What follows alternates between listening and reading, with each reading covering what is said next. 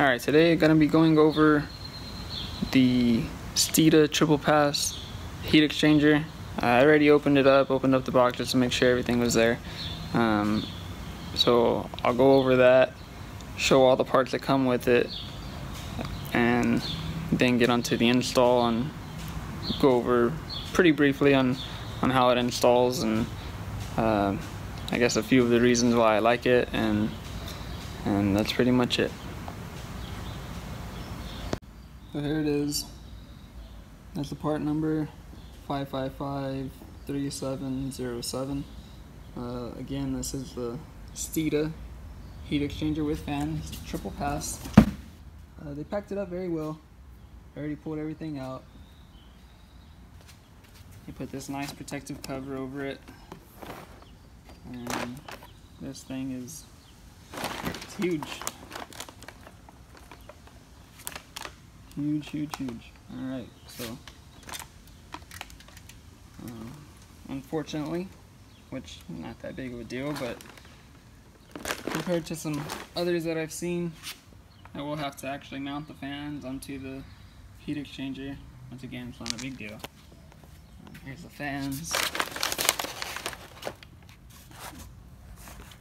And another hose piece. And it's applied with the kit, and then of course the hardware kit with the harness, relays, the actual hardware itself. So this stuff, detailed instructions. Before I get started, I just wanted to go over the size difference between the stock heat exchanger and the Steeda one. This is off of 2011, so just very roughly, you got it's about 6 inches tall compared to almost 11 and a half. Width-wise, going to be about the same because of mounting points. Alright, so we can just call it 23. Keep it very simple. This one, core by itself, a little more than 23, almost about 24, 23 and a half, and then about, hard to see, but about 2.5 inches thick compared to not even 1.5 inch thick on the factory one. This is from a 2011, this stock one. The 1314s are a little bit thicker, probably roughly the same thickness as the Steeda from the factory on the 1314s,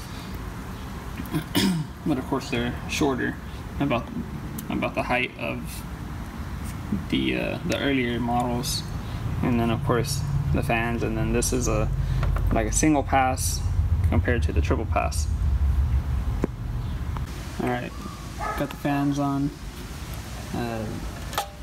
The harness side has to go up towards the top side of the cooler.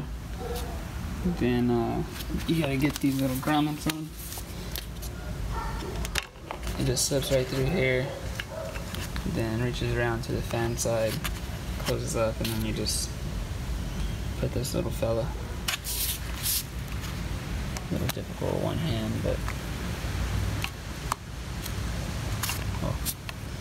hold on. Alright, well, needed 2 hands to put this little spacer in. Then went ahead and mounted the pump. If you'd like, it does kind of, it'll touch a little bit on the fan, so you can just rotate it in here. It'll be a little tough because the rubber little isolator will be kind of stuck to the pump, so you might have to get a screwdriver or something in there and allow it to twist a little bit. Then we'll take this hose off and then use that supplied hose that they sent.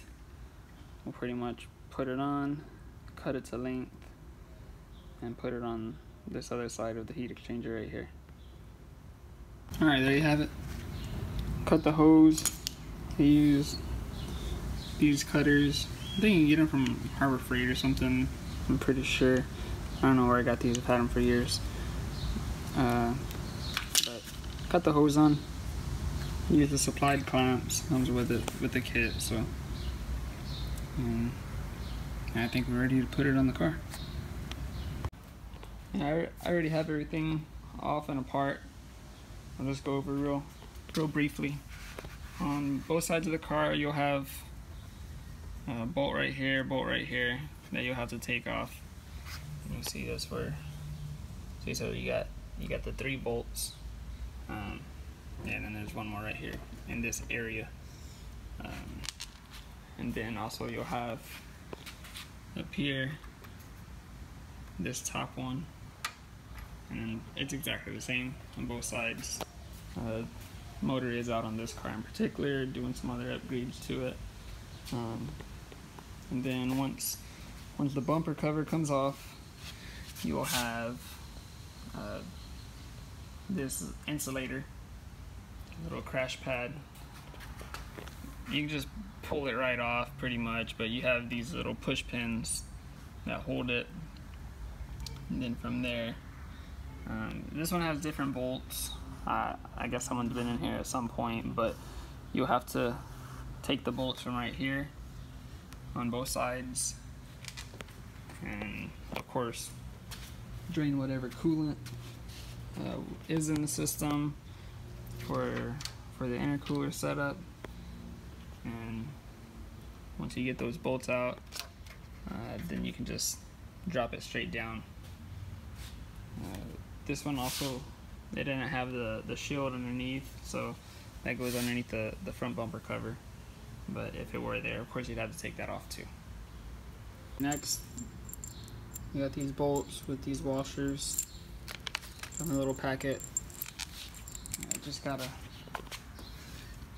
thread them, a little hard to see, but thread them into these holes. It will thread in there and tighten it up. Alright, went ahead and put the heat exchanger up there. Remember, put the bolts right in here, tighten them up, and then you can just go ahead and slide the heat exchanger up from the bottom. Get it lined up with the studs, and then you'll use these 4 nuts, 4 washers, to put them back on the bolts, and that'll hold the heat exchanger in place. And well, besides the one hose on the pump, the hose on the bottom down here, then all that you got left is the wiring. Alright, so one of the biggest reasons why I like this kit, or any, I guess, plug and play kits, is the simplicity of wiring. It just saves a lot of time. You don't have to be super tedious with it.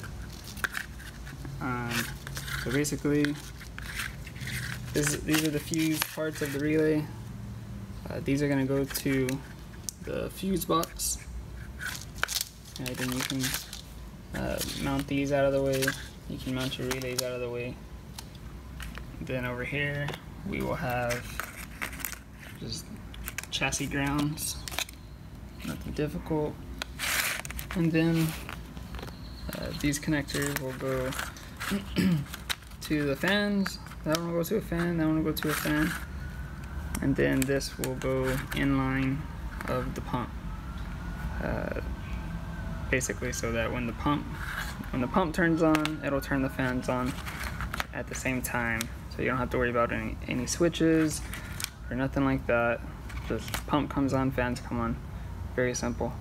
I'll get it installed and then go over briefly how I routed it. Everything is installed, it's ready to go. Okay, so pump's mounted, the hoses onto the pump. Put the hose on the other side of the heat exchanger. course, like I had said, the connectors that go in line, you have the fan connector that's over here. I zip tied it out of the way. The rest of the harness that goes to the other fan, I got it zip tied out of the way as well.